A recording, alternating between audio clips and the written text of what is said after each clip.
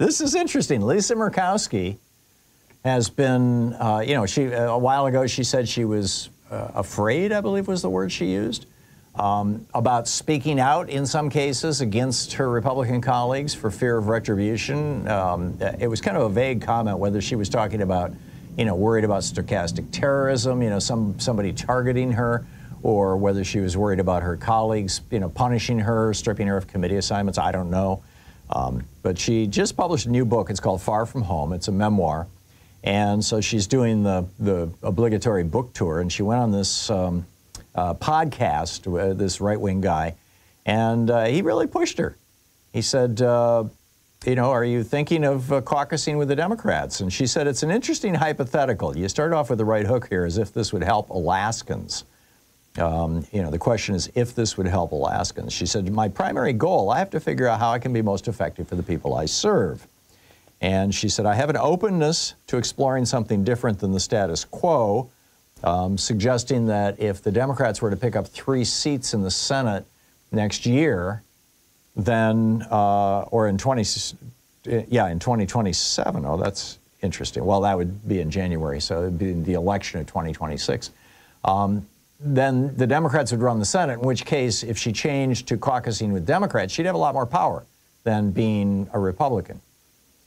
She said that the problem she had with this hypothetical was that, quote, as challenged as we may be on the Republican side, I don't see the Democrats being much better. She said, I can't be somebody I'm not. But then she goes on to say, this is one of the things I think is good and healthy for us. This is one of the reasons people are not surprised. She's talking about reaching across the aisle, working with Democrats. And I don't really neatly toe the line with party initiatives. If you got good ideas and you can work with her over here, it doesn't make any difference if you're a Republican or a Democrat. We can govern for the good of the state. And then, you know, he again said, well, what if Democrats got these 3 seats? And she said, it's a different way of addressing our problems rather than just saying it's red or blue. And he again says, is that a yes? She says, there's some openness to exploring something different from the status quo.